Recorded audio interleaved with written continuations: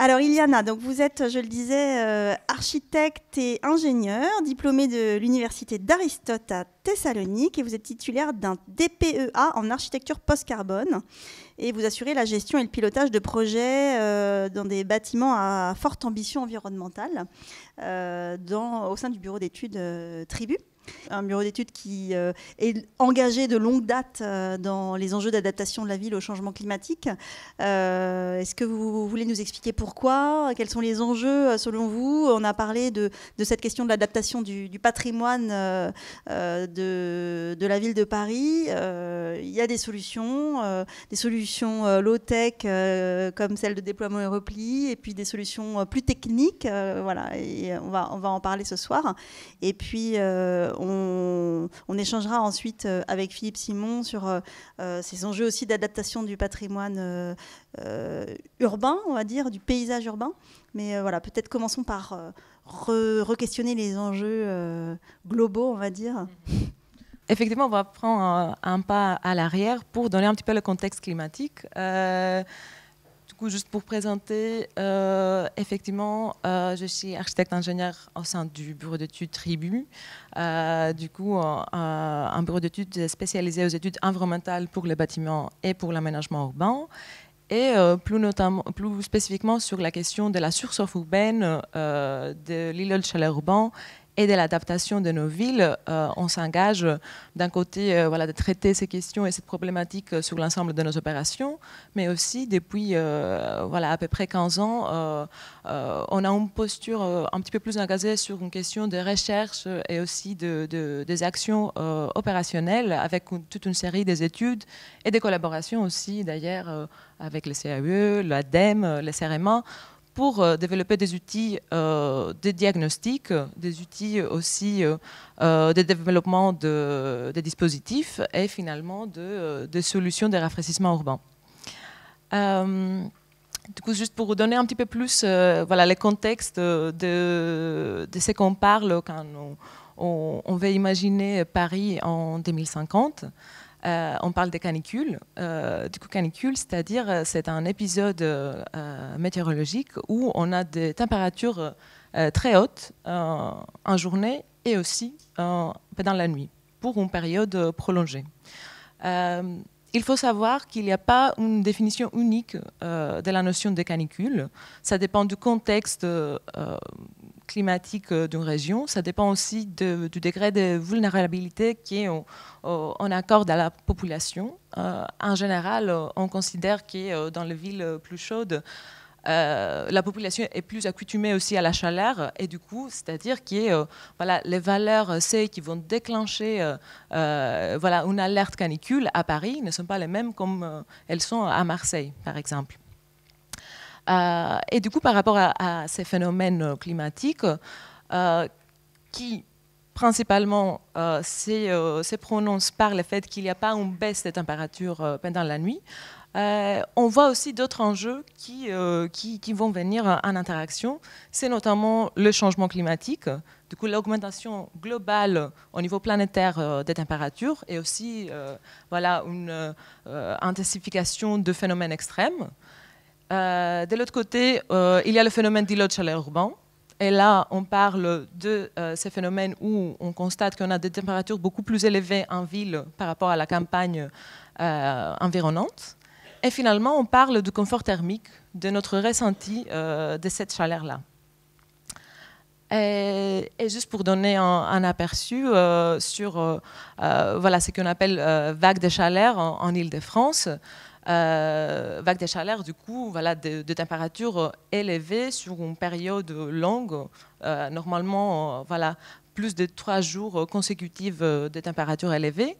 Et aussi, finalement, on constate qu'il y a des phénomènes, les dernières années, beaucoup plus fréquents et beaucoup plus sévères, et sévères notamment par rapport au cumul des degrés Celsius qui surpassent une moyenne saisonnière. Cela entre forcément dans le contexte de projection plus globale, du coup les trajectoires des scénarios du GIEC, plus ou moins pessimistes, selon les hypothèses qu'on saisit, mais de manière globale, on on parle d'une augmentation de température d'ici 2050.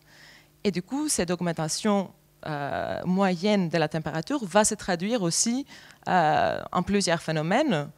En France métropolitaine, ça va être surtout les vagues de chaleur, des vagues de chaleur qui vont durer plus longtemps et qui vont avoir voilà, des degrés de sévérité beaucoup plus importants. On parle de ces phénomènes-là parce que c'est voilà, là où on a les risques les plus majeurs pour aussi toute une série de populations sensibles, comme ce sont les personnes âgées, comme ce sont les enfants de bas âge, où finalement c'est cette durée de chaleur prolongée sans pouvoir avoir un rafraîchissement nocturne qui va aggraver la situation et qui va aussi augmenter un risque de surmortalité. Alors, ces phénomènes vont toucher l'ensemble du territoire, mais dans le milieu urbain, vont être aggravés par aussi la présence du phénomène d'îlots de chaleur urbain. Du coup, le fait que les températures qu'on mesure en ville sont élevées, plus élevées que les températures qu'on peut mesurer dans la campagne environnante. Et ceci, on peut le constater même si on compare la température dans un tissu urbain assez dense et dans un parc urbain voilà, d'une taille certaine. Du coup, pour donner un petit peu la définition, quand on parle de ces phénomènes-là, on parle effectivement d'un phénomène qui est présent dans toutes les villes majeures de la globe et aussi qui est présent en hiver comme en été. La particularité, c'est qu'en été, cela devient problématique à cause du fait qu'on ne peut plus retrouver voilà, le rafraîchissement nocturne qui est crucial pour pouvoir faire face aux canicules et pour pouvoir finalement assurer un confort thermique. C'est par voilà, les rafraîchissements de logements, c'est aussi un moment de repos pour nos corps, pour nos métabolismes, qu'on ne retrouve plus dans le cas de la présence de ces phénomènes. Et si on veut parler très vite un petit peu de causes de la présence de ce phénomène, on a d'un côté des paramètres qui sont liés à l'activité humaine, c'est-à-dire voilà, les flux de chaleur anthropique issus de l'industrie, du trafic, la combustion de moteurs de véhicules, les rejets des systèmes de climatisation. Et après, il y a toute une série de paramètres qui sont liés à la morphologie et aux caractéristiques de la ville, c'est-à-dire voilà, le volume bâti, les hauteurs, la rugosité de la ville et les vitesses de vent qu'on peut finalement avoir dans le milieu urbain, les sols imperméables, l'absence de la végétation ou plus notamment des arbres ou des plantes d'eau. Et finalement aussi les types de matérialités qu'on va avoir qui vont absorber et réémettre la chaleur pendant la nuit. Et du coup, ce qu'on constate finalement, c'est cet écart assez important qui est mesurable notamment en nuit. Comme on peut constater qu'en moyenne, on a une différence de 3 degrés entre voilà, les zones urbaines et les zones rurales. Et quand on passe à l'échelle de l'individu, et là on parle de confort thermique, il y a d'autres paramètres qui jouent un rôle à notre confort thermique ressenti, au-delà de la température de l'air. C'est-à-dire, il y a d'un côté des paramètres toujours à voir avec notre contexte voilà, urbain, c'est-à-dire le rayonnement solaire, la vitesse des vents, finalement aussi l'humidité dans l'air. Et après, il y a des paramètres qui sont plutôt liés à la physiologie propre à chaque personne, son âge, son métabolisme, son habillement, son activité, s'il est assis, s'il est en train d'avoir une activité physique. Et il en existe aussi des différents indicateurs pour mesurer le confort thermique. Il y en a plusieurs. Là, c'est juste une présentation de l'indicateur de UTCI, où finalement, c'est un indicateur qui regroupe la plupart des facteurs qu'on a évoqués et par lesquels on obtient des informations par rapport au stress thermique qui peut être ressenti par une personne et aussi par la thermique environnante d'un espace. ayant en tête voilà, tout le facteur qui joue un rôle finalement à la question de la surchauffe urbaine. Et quand on parle de surchauffe urbaine, on parle à la fois du phénomène ICU et aussi du confort thermique des individus. On veut parler aussi d'une série de solutions qui pourront nous aider à faire face à ces phénomènes-là, des solutions de rafraîchissement urbain face au changement climatique. Il y a un classement qui est proposé par l'Agence européenne de l'environnement de ces solutions possibles pour le rafraîchissement urbain. Et du coup, on parle de solutions vertes et bleues. D'un côté, on parle de la végétation d'une manière globale, des espaces de parcs, de lignes d'arbres. On parle aussi de la végétalisation des bâtiments et pareil de la présence des plans d'eau. Après, on a la catégorie des solutions grises. Du coup, tout ce qui est la forme et l'aménagement de nos espaces urbains. Il y a aussi toute une série de structures ombrières pour les bâtiments ou pour l'espace public. Et aussi toute solution qui est liée à la matérialité qu'on va mettre en œuvre dans l'espace ou dans le bâtiment. Et finalement, la troisième catégorie, les solutions douces.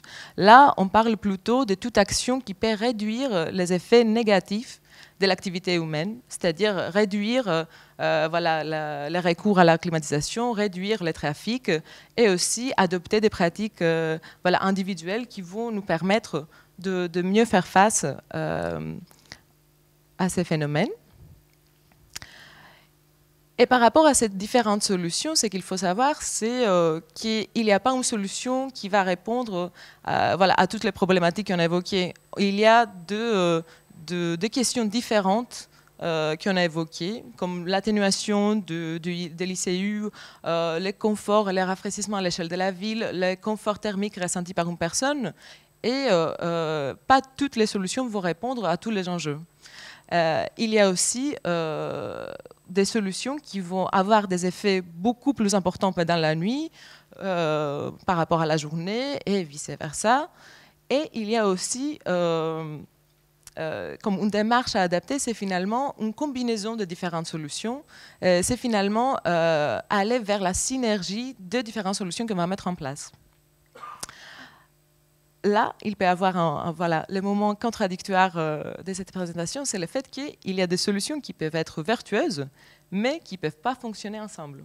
Du coup, c'est-à-dire qu'on peut avoir effectivement de solutions qui vont venir annuler finalement les bénéfices qu'on pourrait imaginer d'en tirer d'une autre solution. Pour donner un exemple, si on souhaite remplacer les revêtements du sol d'un espace public pour mettre en place un revêtement avec un fort albédo, si cet espace-là est déjà bien ombragé avec des arbres, en fait, on n'en tire aucun bénéfice parce qu'on a un niveau de sol déjà bien protégé par l'ombre portée. De l'autre côté, il y a aussi une réflexion à avoir par rapport à est-ce qu'on parle de confort thermique à l'intérieur du logement ou est-ce qu'on parle de confort thermique dans l'espace public. Comme on cherche toujours le confort pour l'individu, mais l'approche n'est pas tout à fait la même. Et ça, je pense que ça va faire partie de notre discussion sur les projets qu'on a vu présenter.